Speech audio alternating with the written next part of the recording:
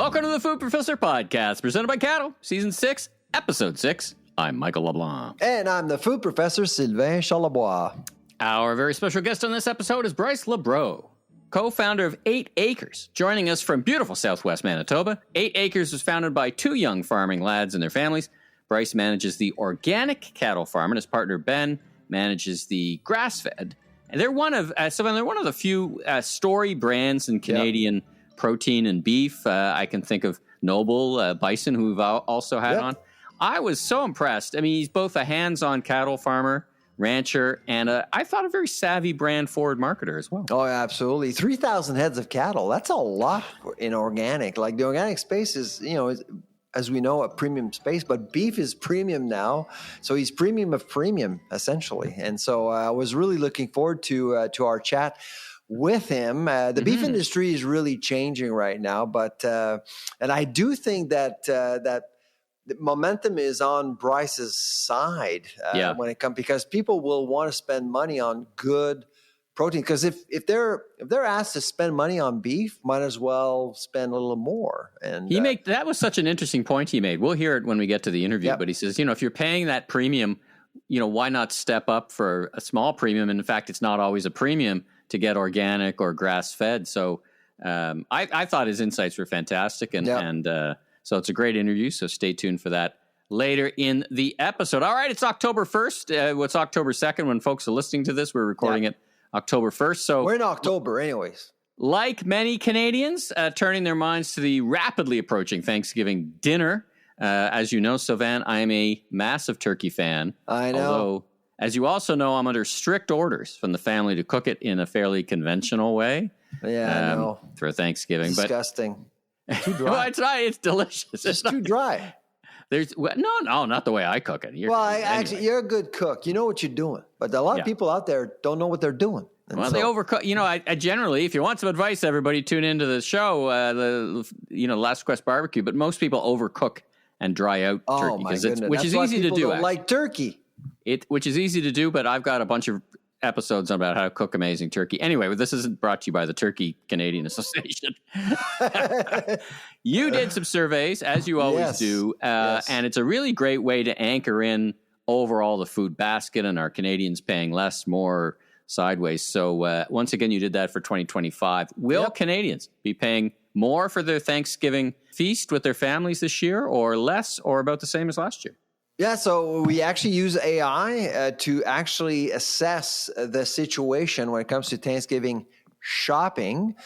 We created ourselves a barometer. So we have the main staples: turkey, pumpkin pie, gravy, cranberries, stuffing, bread, all the things that carrots, potatoes, the things that typically you would buy for a standard Thanksgiving dinner. So last year, families were asked to pay $32.40. That's up 18 cents. That's at 0.2% compared to last. That's it. That's good news. That's very good news, actually. Absolutely. And I've been talking to a lot of reporters over the last couple of days about the report, and I don't think they're accustomed to some good news. They're just, what's going on here? What's really, where is it going to hurt? Well, the bird itself is cheaper than last year. I don't know if you've been looking around at turkey prices, but they're generally cheaper. If you're paying more than $1.49 a pound for a frozen bird, you're probably paying too much right now. And this is why we're releasing our report about 10 days before Thanksgiving, because deals will happen the weekend before Thanksgiving, not during the weekend, Thanksgiving weekend. So you want to be out there, disciplined, focus as much as possible. So the bird is cheaper, about 15%. There's also carrots. A lot of produce are cheaper. If you're into greens like Brussels sprouts, beans, broccoli, they're all on average cheaper than last year. So it's great news. Fantastic. However, and so in terms of products that are pretty much the same price as last year, pumpkin pie and bread, basically. But everything else, it's more expensive. So cranberry, gravy and fillings are more expensive, and frankly, the one factor that is new this year are tariffs. So if you're buying something in a can, and a lot of people do buy things in a can, cranberry sauce or whatever, gravy, pumpkin pie, absolutely, and of course cranberries. If you don't have time, you'll buy in a can, but if it's in the can, you're going to be spending more money this year due to tariffs, counter tariffs on both sides. On the aluminum, right? Not on the product aluminum inside. And steel. Right. That's right. So it's costing more to any manufacturer, whether it's in the U.S. or Canada. So that's why, our advice this year is to stay away from canned food, and they'll be able to save as much as possible. And but we are noticing over the years, and we have talked to a few people about our report, and a lot of people are just kind of moving away from turkey, and they're going for ham or other products. The other thing that I'm hearing is that, it's the organic beef syndrome. If you're paying more for your bird, might as well go for another kind of quality premium meat, and lamb is becoming more and more popular for Thanksgiving. Well, I like my turkey. I get a fresh turkey as opposed to a frozen bird, but you're part of the elite. That's why. Yeah. Well, I do enjoy. As you know, and as the listeners might know if they've been long-time listeners. How much are you expecting to pay for fresh this year? We get a pretty big turkey because we like leftovers, and we got a bunch of folks over. We'll pay between. It's a 30-pound turkey, isn't it? It's 25, isn't it? 25. The last one we had was over 20 pounds. Because you cooked for Mississauga and Etobicoke. That's right. We were in the 80 to 110 range. Right. For bird, which that's a big bird. Fortunate. Yeah, it's a big bird, and fortunate we're able to afford that, and right. We're in a good situation. You can certainly get more economical turkey. Looking at turkey prices, this morning I'm at the cottage of course in Saint Sauveur right now, and I saw 5 beautiful wild turkeys walking by. I said, I hear they're this crazy. is a way to save money. Just steer that car a little bit to the left there to your own turkey farm. Exactly. Yeah. There's lots of wild turkeys everywhere. It's unbelievable. Except no wild turkey whiskey from America. So let's turn our minds, like that segue, let's turn our minds and attention for just a minute to America for a bit. And, what October also brought was a big U.S. government shutdown. Now, this is the first and biggest shutdown since, I think, 2019, so 7 years. And I had two questions for you. Who was president at the time? Who was president? Probably would have been Trump. Right? Oh, yeah. Same guy. More chaos. Yeah, well, there's lots of that, too. But so my question for you, because the Americans will do what the Americans do, but are there any implications for Canadian agriculture?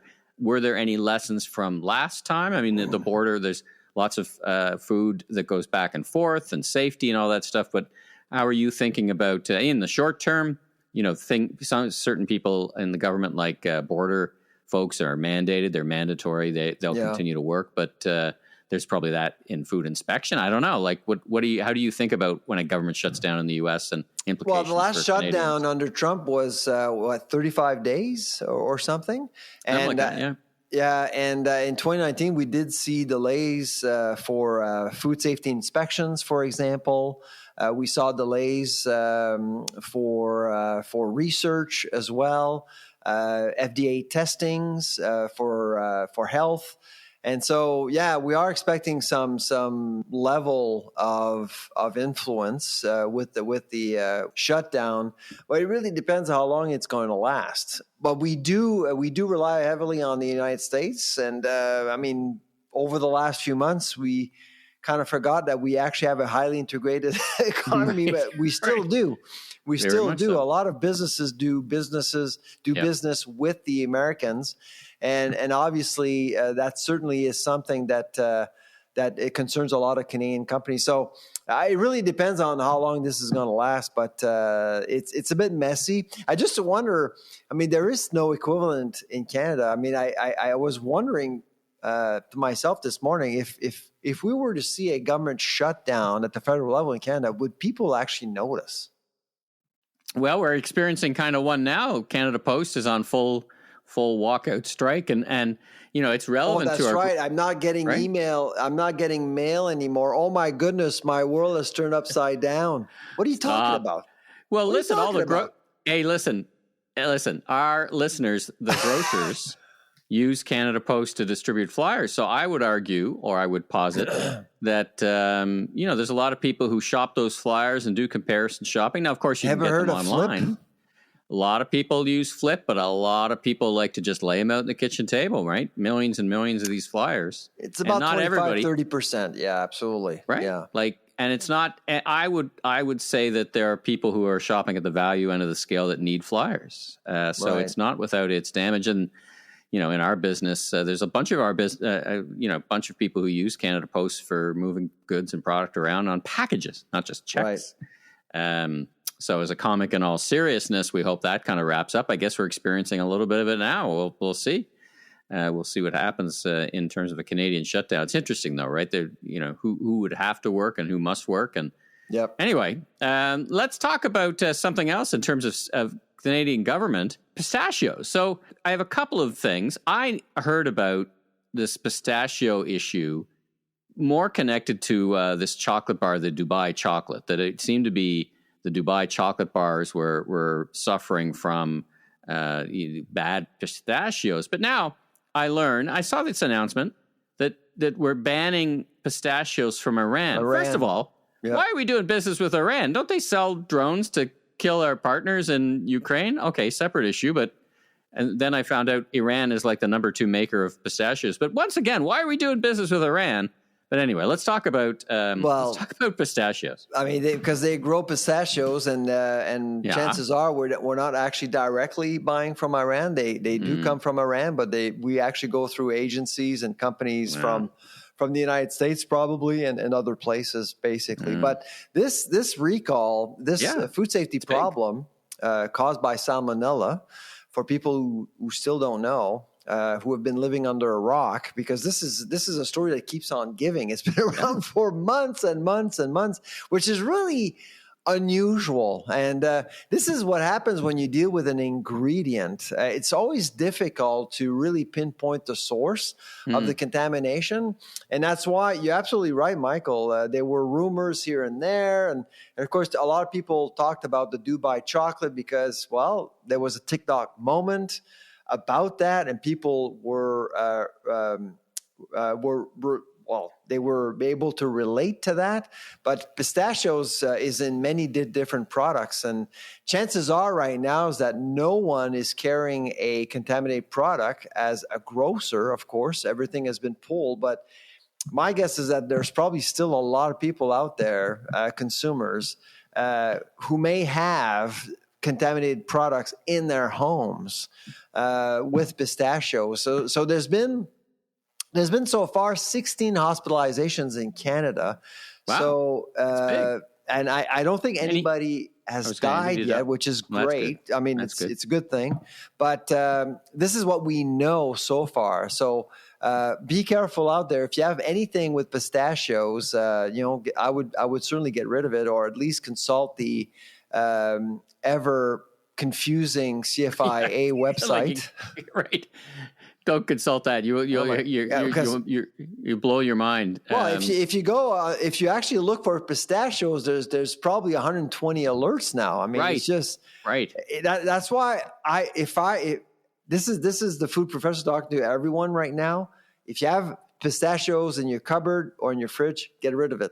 Get rid of it. Don't take a chance. Desserts or snacks with pistachio or anything. Absolutely. It will save you time, and it will save you some grief as well. And of course, if you have people with compromised immune systems, you don't want to take a chance. Yeah. And it like we saw with cantaloupes, these things pop up in places like daycares and seniors' homes and small businesses that just don't get the message, right? I saw it locally here in Mississauga. Well, what's local, really concerning about pistachios compared to cantaloupes or romaine lettuce is that, so we've seen sales for romaine lettuce, for cantaloupes. These commodities have actually recovered from massive food recalls, even if they were casualties. In the case of pistachios, it's been in the news for so long, people will start associating the product with risk, and people may actually avoid the product for quite some time. Christmas is around the corner. My guess is that people will just avoid pistachios altogether. Yep, I have been totally avoiding them for 6 months, but thanks to the podcast, I'm actually surprised. I think we may have mentioned it before, but anyway, we have, but months ago during season 5.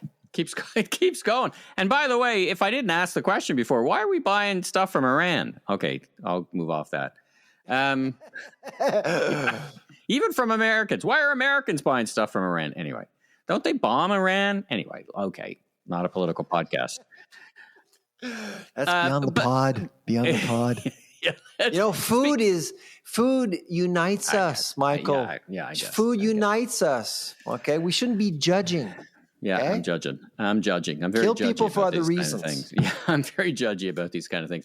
All right, let's get back on track. So let's talk about, there's a headline out today about Ottawa weighing greater access for U.S. dairy into Canada. Oh, my God. Oh, my God. Oh, my goodness. Well, we know this has been a hot point and will be a hot point and has been a hot point for U.S.-Canadian relations. We resolved a little bit of our issue with New Zealand, where we did some stuff and we kind of harmonized. But this is interesting that they're kind of soft pedaling out, putting a flag up, see who salutes, right, into the Canadian population that we may be open to giving more access to U.S. dairy. What do you make of this? You know what? The hypocrisy is mind-blowing. So Minister LeBlanc said today, we're not touching supply management. We're not touching supply management. Well, guess what he said in 2015? And guess what he said in 2019? And a deal was ratified with the United States and Mexico, breaching supply management, giving more access to Americans, and allowing them to actually sell more dairy products. Now, are we allowing them to sell more dairy products into Canada? Well, we've talked about how import quotas were allocated. They were allocated to companies who had zero interest in importing more competition into the market.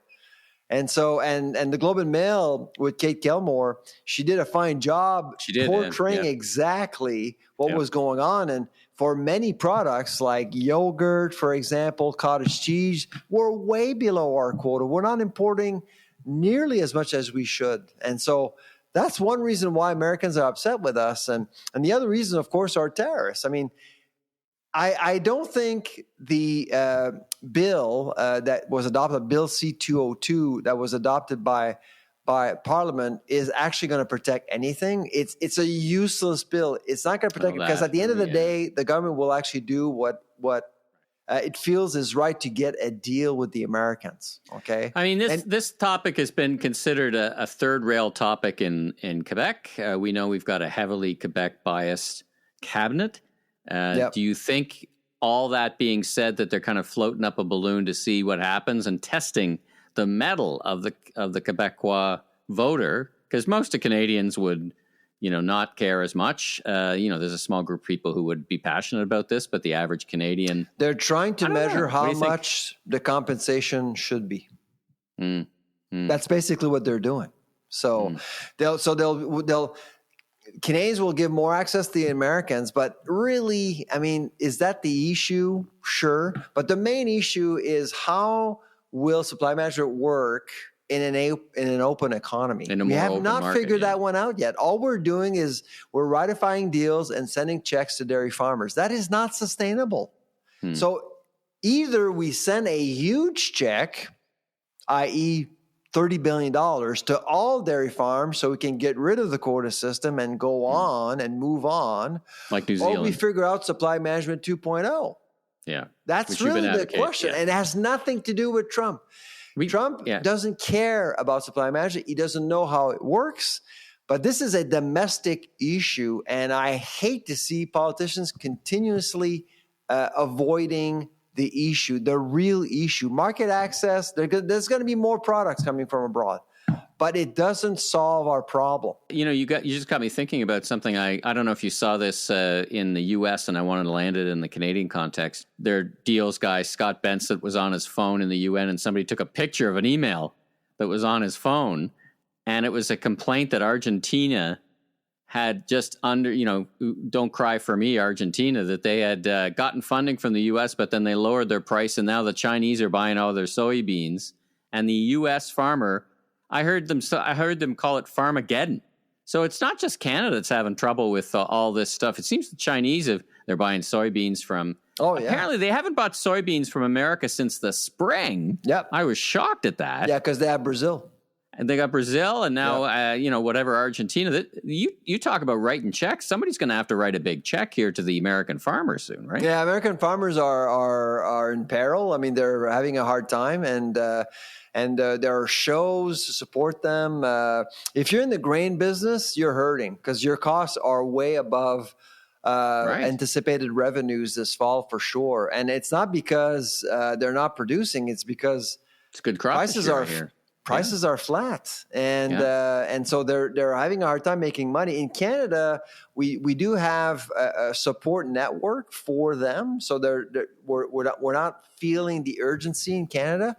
But in the U.S., the Farm Bill has not been adopted; it's been delayed, and so farmers are really facing.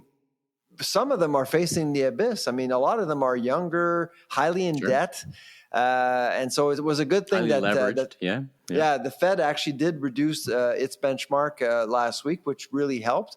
But in general, a lot of farmers out there are going to be in deep trouble and this fall. So, is there any upside, downside for Canadian farmers? I don't think we're a huge soy exporter. I think we're more canola, but we're in trouble with canola and the Chinese as well. But any upside or downside to all this chaos with soybeans? Well, it's not going to impact Canadian farmers like this year, but it could actually impact farmers next year because if you have fewer farms, you may actually impact output for next year. But who knows?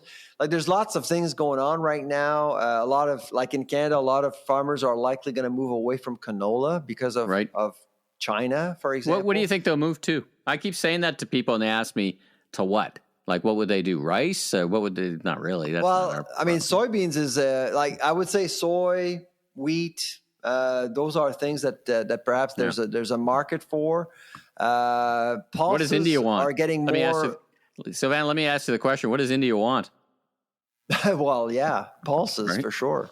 There you go. So I mean, and I do think that there's going to be momentum, but what I'm hearing right now is that canola is going to be down next year for sure as a result of what's going on. And so, as much as what Prime Minister Carney is trying to do in China, China doesn't move very quickly diplomatically. It's going to take a while. Yeah, interesting. All right, well, let's take a break. Let's get to our interview with Bryce from 8 Acres. Now, first of all, we're going to hear from our great sponsor, Cattle. Once again, shout out to Ransom. He and I were together briefly in Vancouver, so it was great to see him, and they continue to do some great work. Some folks are talking about the work they're doing with cattle. So anyway, have a listen to this spot from Cattle. We appreciate their continued support. It's tough to bring this to you without folks like them. And then our great interview with Bryce from 8 Acres. Need fast, reliable Canadian shopper insights? Meet Rapid Response, Cattle's most popular survey tool. In just 5 questions, you can reach any audience in Canada, French, English, or both, with results delivered in as little as 5 business days. Whether you've got a big retailer meeting coming up or need quick, credible data to guide decisions, Rapid Response gives you expert research and a powerful Excel-based dashboard, all for just $2,500, with subscription options that can save you even more. As a listener of the Food Professor podcast, your first Rapid Response is free. Just email at insights@cattle.ca and mention the Food Professor. That's insights@cattle.ca. Bryce, welcome to the Food Professor podcast. How are you? I'm doing great. Fantastic to connect with you. I'm very familiar with your product. I pick it up in my local grocery store. So when Sylvain put us together and said we need to talk to this fella Bryce, I was excited. I want to learn more more about your business now. I think you're based in Manitoba. Is that where I'm finding you today? Where exactly am I finding you? Or are we finding you today? Yeah, so I'm on our farm here in Southwest Manitoba. Mm-hmm. We're about an hour southwest of Brandon, Manitoba. Okay. Very central. Tell us a little bit. Let's just jump in and tell us a little bit about your background and what you do for a living and 8 acres. For sure. So I was raised on the farm here. I'm third generation on this farm. Out of high school, I didn't want to, did a short stint in college. Wasn't for me, so I went away and working up north. And then once I was away for a bit, I figured, maybe farming's not a bad way to make a living. So that would be like 2000 to 2009 in that range. And things weren't that great in agriculture at the time. So I figured if I was going to make a living farming, I was going to have to do something, maybe a little different. So we got into organic farming, and that was, how we were maybe going to have a little bit of a premium product and survive farming. So that's how we got started into organic farming. And tell us about the scope and scale of 8 acres. So you and I were talking off mic that briefly that you really said, basically, as you just said, I needed to find a white space or a clear space in the market that will make me different. And you've chosen with 8 acres to be grass fed. So tell me about product line, where you trade. I know we were talking about I know where I buy your product, but tell us a little bit about your scope and scale and the whole grass fed movement here in Canada. Yeah, for sure. We actually have 2 product lines. So we have a certified organic product line that I raise on my farm, and I have a partner that raises the other line, the grass-fed, grass-finished program. So we actually have 2 separate lines, and the reason we have that is because we come together, and he was already doing one program, I was doing the other. And your partner, he's a Kiwi, right? He's New Zealand. You betcha. So he come over here. I forget exactly 2007, 2008. It's kind of the same time I started farming. He's been here for a number of years, and he liked the weather better in Manitoba. Did he? He was looking for a bit better weather. Well, I think originally his plan was to skip winters. Period, hop back and forth, and then he said, well, he had to experience a Canadian winter because everyone was talking about it. So he stayed for the winter, and then he just never went home. And wow. And then he ended up, and he wanted to, come over here in New Zealand. Feedlots are not, they just don't feed cattle in feedlots and feed grain. So he's like, well, why can't we do that here? I know we have winter, but there's actually benefits to, not feeding grain in the winter, preserving feed, right? And when it's frozen all the time, right? Just things like that. So he wanted to figure the system out. So he stayed, and he's got that figured out now, right? So and that's Ben Stewart. I'm on your page, right? Ben is your partner. Fantastic, okay. Fantastic. Wow, no, the Kiwis certainly have a different way of looking at markets for sure. So I'm sure he appreciates how different things are in Canada, right? Oh yeah, for sure. Yeah, it's quite a bit different. Yeah. So what data did you look at? So when you decided to commit to organic and to your market, what made you look at this and see this as a compelling argument that this is the way to go here? Well, I guess when we started in organic, it kind of evolved, right? It wasn't like, how things evolve. So we started, and then I had a few head of cattle. And then by the time I had some finished cattle, organic was a few years down the road once I got all transitioned. And the demand was increasing for it. And so then we just started, our farm started very small. So the first year we finished 25 head of cattle. The first year I did it. It was very modest. We sold them. It went well. And then we just started growing year over year. And I guess as things evolve, I'm like, man, wouldn't this be cool to have our own national brand for retail? But knowing that that's going to take some economies of scale, and you can't do that with 25 heads. So over the years, we were building and building, right? And then, and we got to a point where, we're finishing up to 3,000 head of cattle, and then selling to processors across the U.S. and Canada, mostly the U.S. And then we decided actually maybe it's time to start our own brand, right? You're at 3,000. Wow, that's a lot for your model. That's quite a bit. And it is, yeah. So we have, it is, and it's the demand for our product is growing all the time, and we've got. Why is it growing, Bryce? Why do you think it's growing? I think people aren't. It isn't a more expensive product, obviously, than say regular commodity beef, but people care more about what they're purchasing, and beef's expensive no matter what stream it's in. So I'm thinking people potentially maybe buying less beef, but with the beef they're buying a story beef. One thing I find in Canada especially is there's very few branded beef programs compared to the U.S. Go to the U.S., there's tons of regional branded beef programs. There's story beef, you call it. Here, there's nothing. There's very few. It's just Canada beef, right?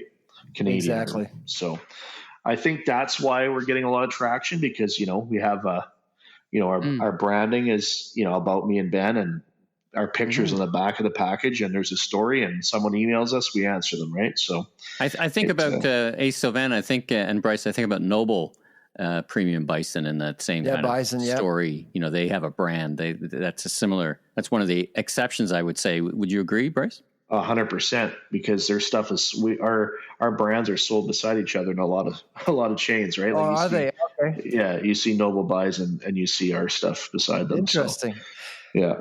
And I know you. I'm sure you're aware of what's going on in the cattle industry. Scaling up is not an easy thing these days. How have you been able to scale up your operations over the years in your business? Well, you're right. That's scaling up in the past has not actually been that difficult until recently. So we would have scaled up more in the last few years, but we went through a lot of years of dry weather, right? So we would have liked to scale more. We had no feed, and now it's done a complete reversal. People have exorbitant amounts of feed. We've had a great crop this year again. There's lots of carryover. Feed ingredients are low as they've been in a lot of years, and now the cattle are just like crazy. Like, it's a lot of capital to expand right now, and a lot of risk, obviously, too, right? Yeah, absolutely. So, could you unpack that a little bit for the listener and for me too? I think you referred to it before when we were talking just before the pod we started recording, as a starter cattle. Like, what is what's the constraint there? It would seem if there's demand, we would just make more. Now it takes years, but could you just in a couple of minutes just describe what what that challenge or what that constraint looks like? Yeah. So, a lot of growth is in our organic program. And I guess the constraint to expand that is we're past raising we have a herd of mother cows, but we need other ranchers to grow calves to put into our program, because we can't run that many mother cows in our operation. Okay. So to get people to certify organic and sell cattle to us when things are at an all-time high, it's hard to go to someone and say, hey, can you do all this extra work and then sell your cattle to me? Or I could just sell them in the commodity market at record prices. So that's our constraint right now, is getting new ranchers on. And because the market is so great right now, our program, we've built it to be robust and long-term. So that's why people are joining us, because they know, the commodity market's a commodity. It goes up and down, right? And we want to have a more stable market is what we're trying to develop for the ranchers that are working with us as well. And just one last question on that, because you told us that the feed stock was a good low price. There's plenty of feed. What other elements of the cost model have gone up? If feed is the feed, the feed has gone down, but the biggest thing is the cost model is the price of the cattle. Okay. So interest has has gone up, but it's now recently come down. That's a big factor. It has been. Yeah. But basically, it's just the cost of the cattle. Okay. That's the biggest factor. Yeah. Okay. Now let's talk about two things: sustainability and technology. Very interesting things to our listeners. And first of all, when you think about the role of sustainability, both as part of the brand and as part of what you do and how you raise your product different. And I guess the intersection of how technology plays with that as well. Could you talk to those two things for us? For sure. So the sustainable, everything we do is more than sustainable. We want to be regenerative. That's a big thing. We're trying to better our program, not just sustain it, right? So we're trying to add. So in integrating livestock into your farm, in my eyes, that's the only way to be truly regenerative farmer is actually have animals on your operation. And that's what we're doing. So integrating livestock, we're keeping cattle out grazing as long as we can. We obviously don't use feedlots, and that's, we're utilizing cover crops and grazing as many days of the year as we can and keep a living soil, right? Instead of, growing a crop for 90 days and having it sit there with nothing growing for another 50 growing days, right? So interesting. Yeah. And technology-wise, would you consider yourself?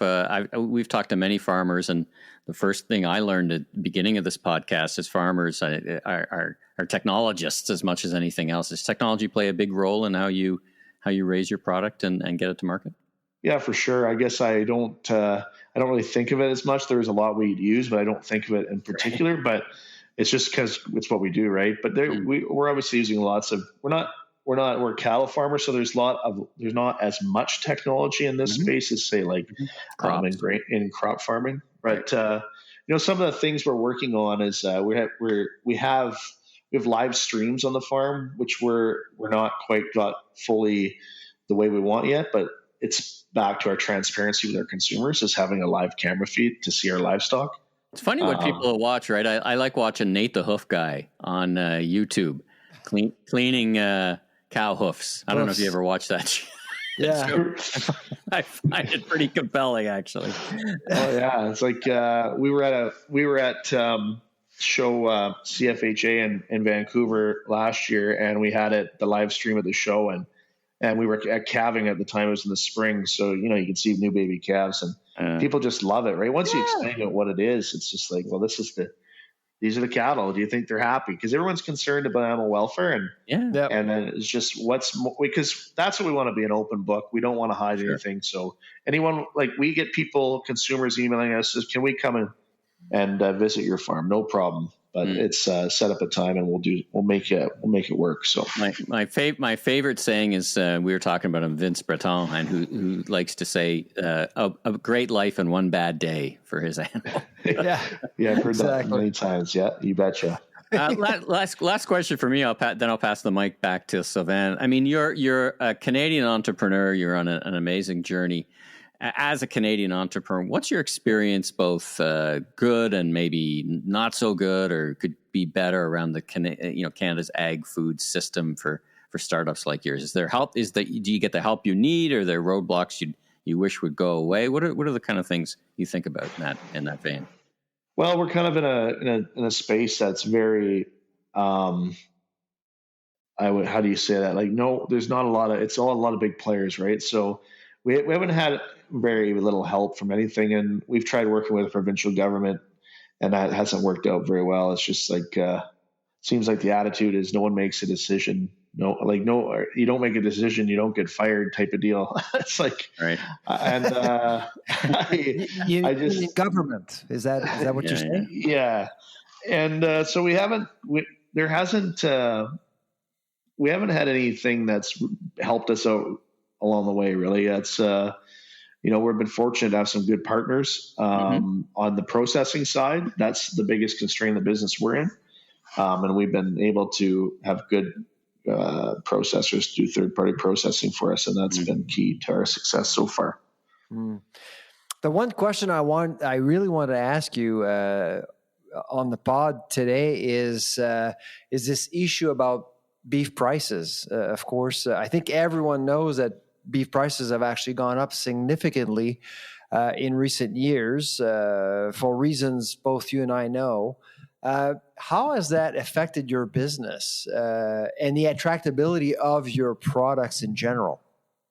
For sure, it's challenging because we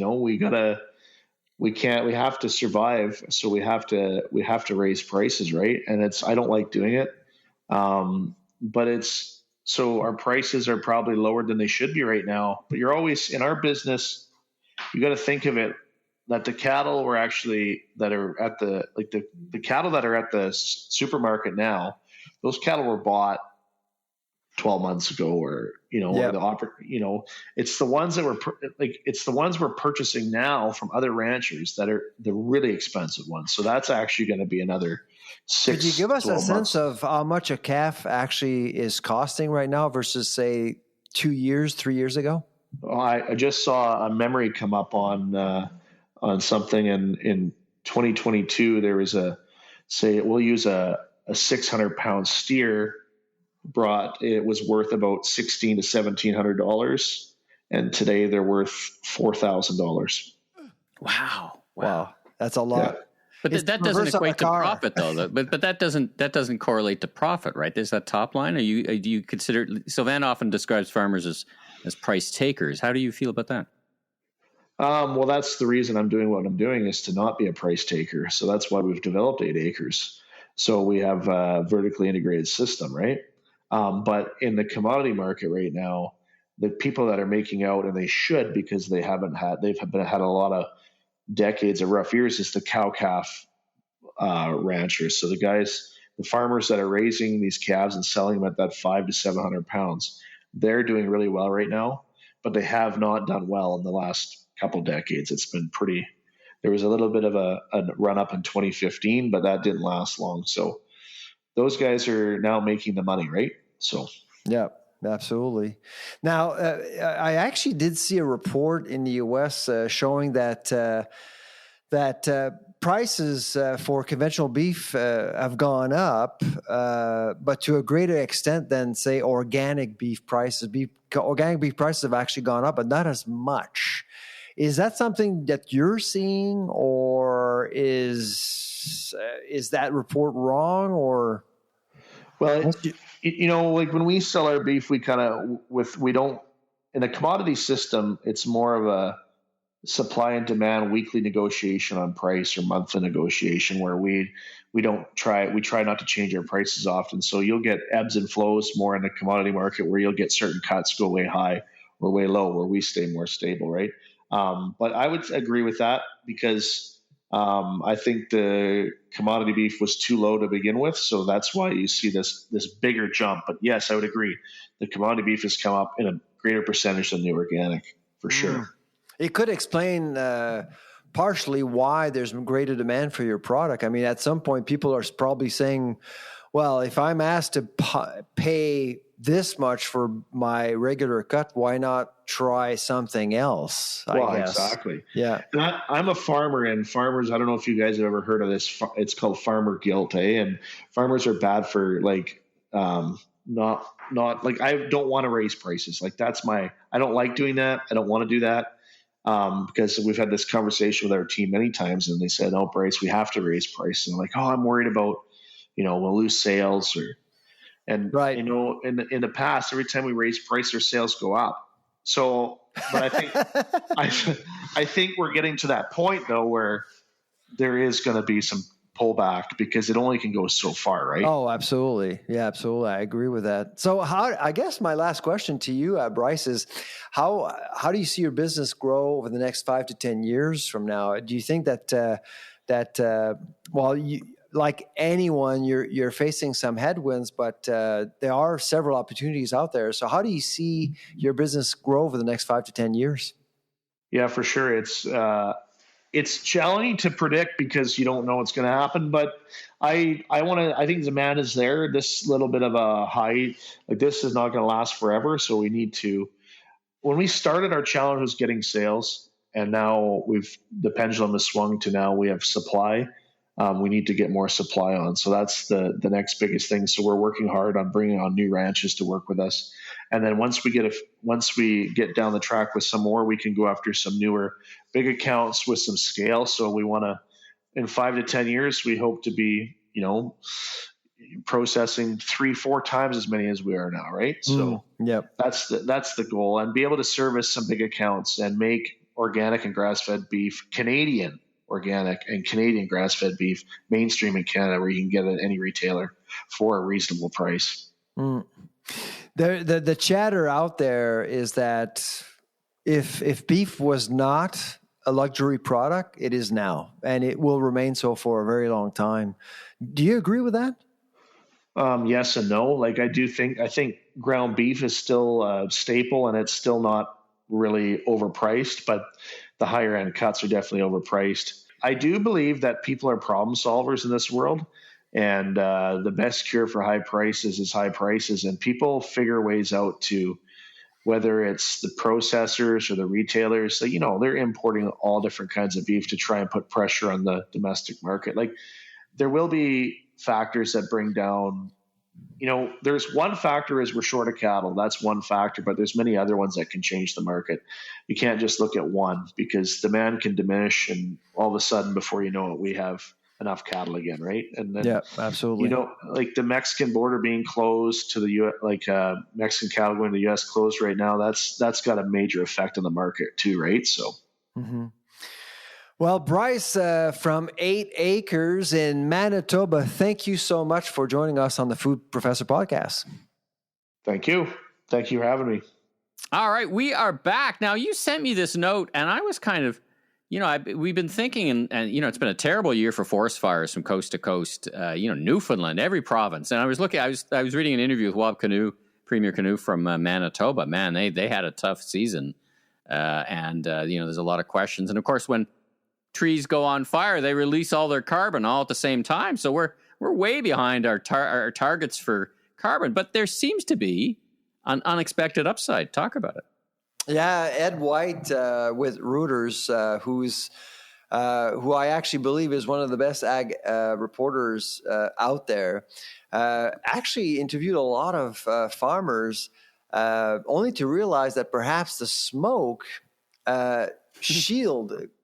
created a shield between the sun and flowers on canola plants, basically, because there's a part during the growing season, the canola plant with flowers is highly vulnerable to very, very hard sun rays on the plant. You could actually burn the flower, but because of the smoke, it basically protected plants, allowing farmers to see increased yields. Essentially, I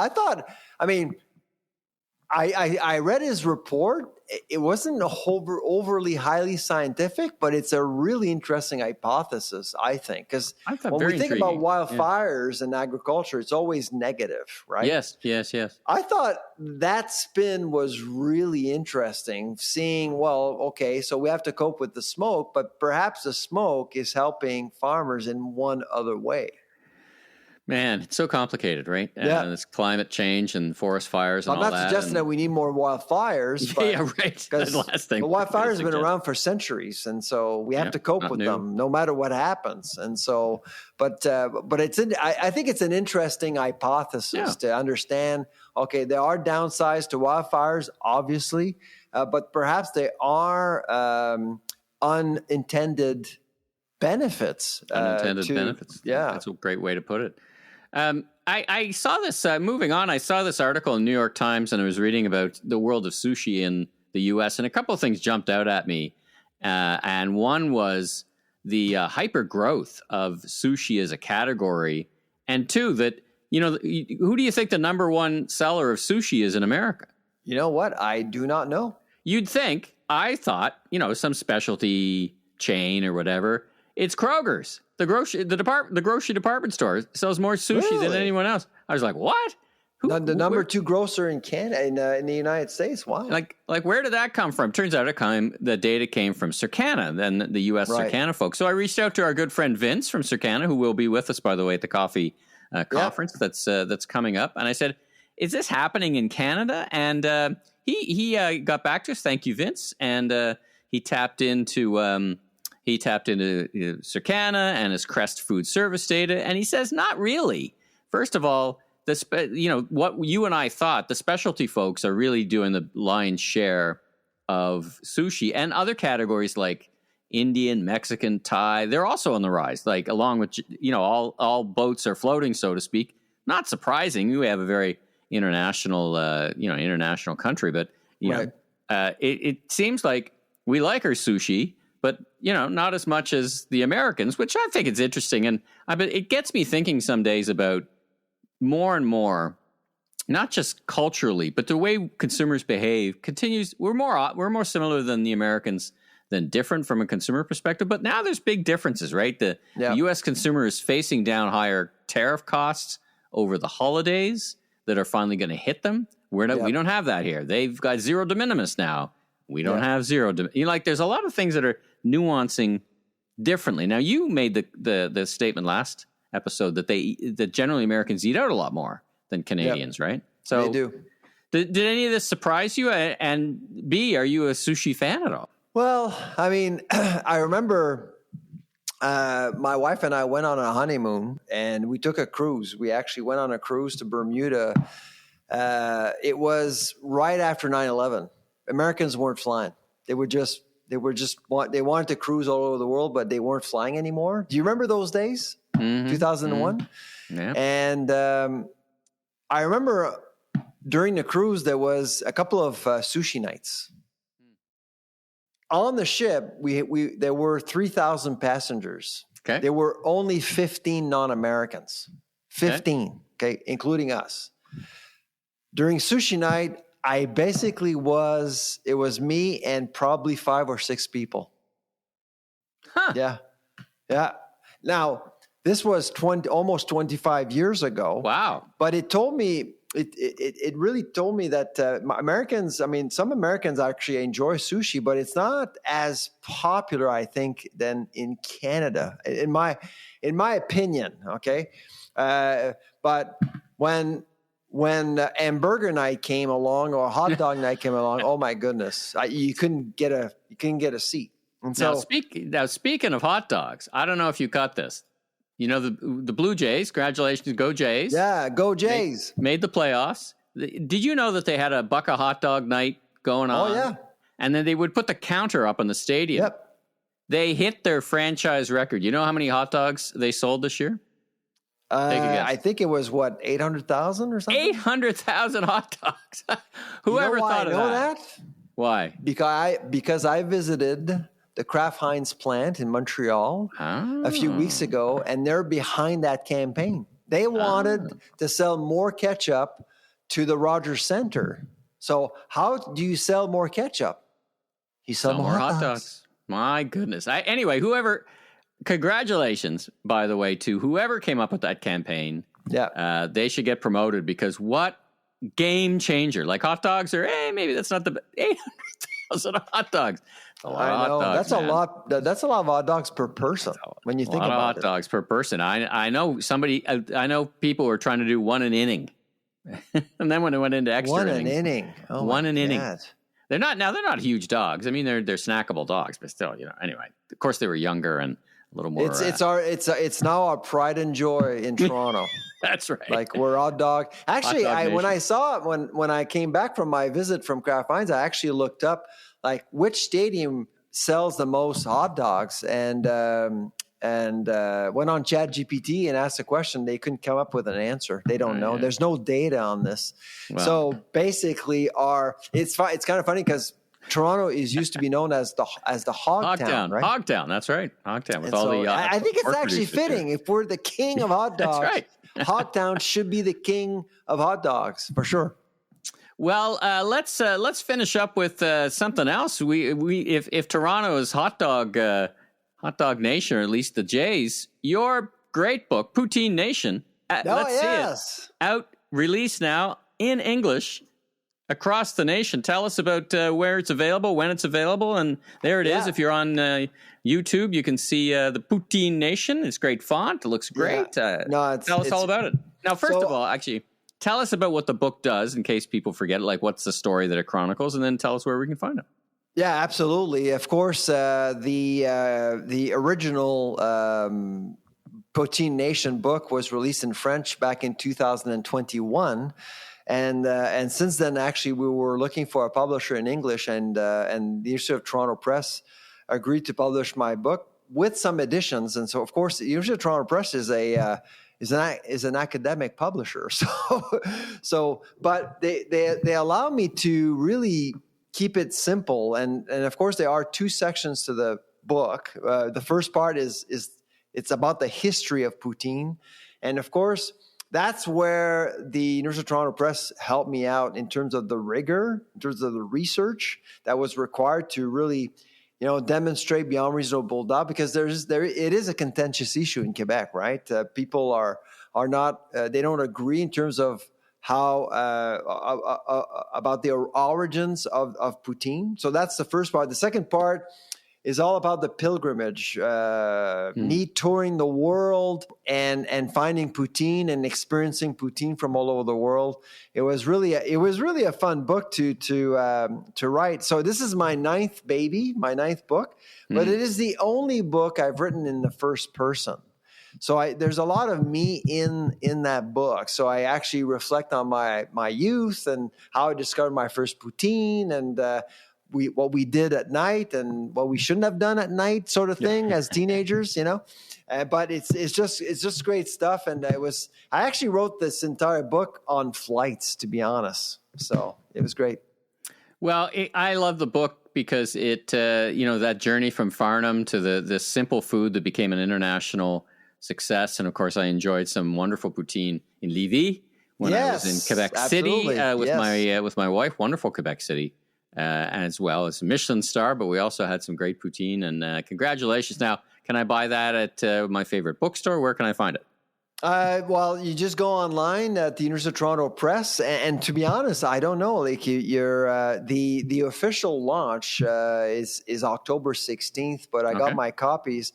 My guess is that you can probably find the book in any stores, bookstores, basically in Canada. That would be my guess. Yeah, but I do believe that U of T wants to make this an international fun product, because it's Poutine Nation. It doesn't have borders, so I suspect that they'll actually look for markets in Europe and other places. Well, and for those who are joining us at the Canadian Coffee Conference coming up, you will be giving away a few signed copies. So get your tickets today. Yes, absolutely. You know what we do? We're gonna organize a book signing. Bring a case of books and do a book signing. There you go. Buy your book, support Sylvain, and get a great Canadian book. So there you go. Are you my agent now or something? Only if I'm getting a piece of the action. Then exactly. It's all about me. No, it's all about you. Anyway, listen, great episode. Thanks everybody for joining in and continuing to listen. Our numbers are fantastic. And for those of you who go to YouTube, it takes me sometimes a few days to get the episode out. So it's up there. But be patient because it's another thing I got to do. For now, let's leave it there. We'll be back next week. Lots of great guests coming on. I'm Michael LeBlanc, media entrepreneur, consumer advisor, retail advisor, and you are? And I'm the food professor, Sylvain Charlebois. Safe travels, everybody. Take care.